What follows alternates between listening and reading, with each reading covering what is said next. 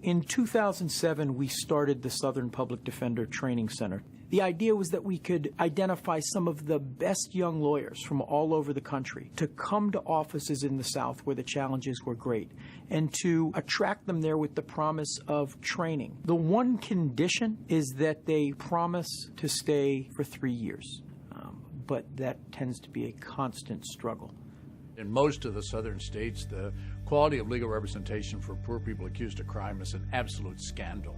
The culture in many of these places is just moving people through the system. Just meet them, plead them, and send them on along the way.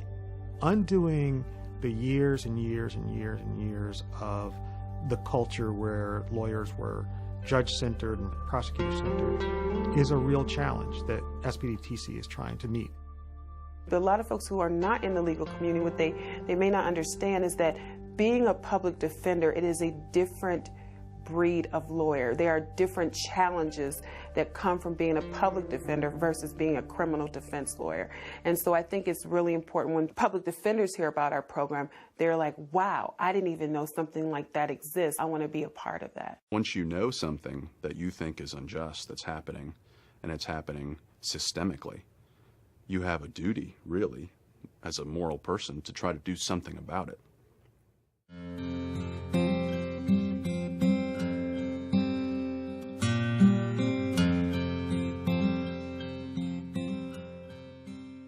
This is your induction into a very special community, and it is your initiation into a very important movement. For most of the public defender offices in the South, there was no training. Or if there was, it was very perfunctory or very superficial. And what John Rapping has done is now provide really in-depth training and training that goes on.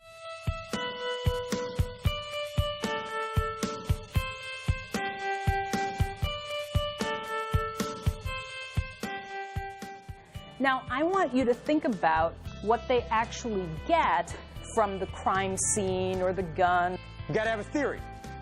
Right? The theory literally drives everything you do. It's going to show that these guys are lazy, it's going to show that they're not thoughtful, and it's going to show that they're going to put you in the position of having to make a decision about a man's life without doing the first thing to give you the tools you need to do it. That's offensive. As a public defender, you are in a battle day in and day out. We know what's at stake, and so we push them. She's never been in trouble before. Counsel, I'm going to shut you down right there because are you trying to go ahead with this sentencing hearing with your client not present? Is that what you're doing? Your Honor, that's what it seems like you're doing. I just wanted to speak with you a moment while I'm here and my client is not. It provides a zone where attorneys can practice, right, without a fear of being judged. We had that tendency to beat ourselves up. We struggle with forgiving ourselves. And at this training, I really appreciated that RAP says it's okay. SPDTC, it has been so critical to my professional development. Were it not for SPDTC, I would have learned mistake after mistake after mistake, and at the expense of my client's liberty, really. No matter how much pain you think you're going through in this program, or how much pain you think you're going through 2, 3, 5, 10 years from now as an indigent defense provider, think of the pain of our clients who have been locked up, their kids, their grandkids who don't see them. Then we start talking about real pain. If I didn't have June on my case, I think honestly I'd still be locked up. I think I actually would have served those years they was trying to give me. And I'm glad I had June to fight for me, you know, and actually see that there's an honest person in the system. I'm glad I met her. I'm glad, you know, they actually have people out there that care about the people that's behind bars. I love that all my colleagues who went to SPDTC are all really using what we learned there. And so it's great to see other people telling stories and, you know, insisting on certain levels of practice.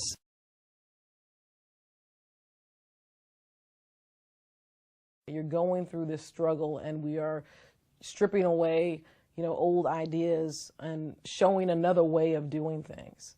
And we have these folks who are in our program, who've graduated from our program, who are still doing this work and are successful at it. And I think that set the tone.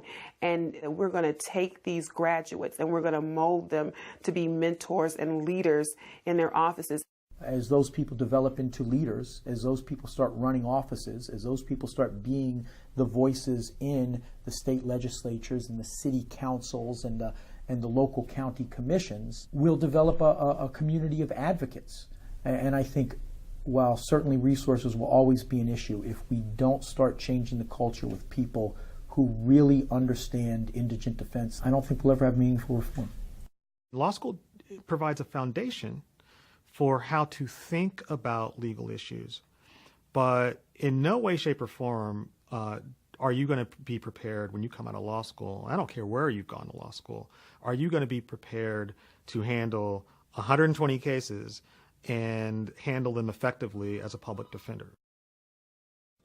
We can't just give people 2 weeks of training, throw them in the field, and think that they're ready to transform indigent defense.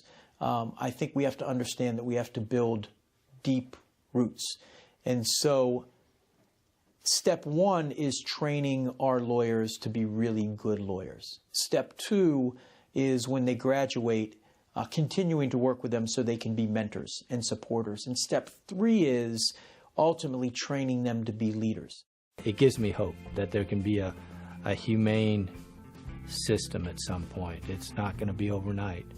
But if these lawyers absorb this training and go out and they have an influence of changing other people in their profession, I could see where this is a possibility.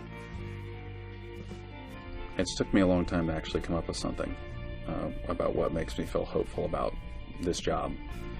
And it's always when I go to the public defender trainings, when I see the kids that are coming up behind me, when I see like the new crop, the new class, just to see them, 50 people in the room, law school graduates who want to do this, and they really want to do it, and you can feel it. Yeah, it makes me hopeful. Feels great.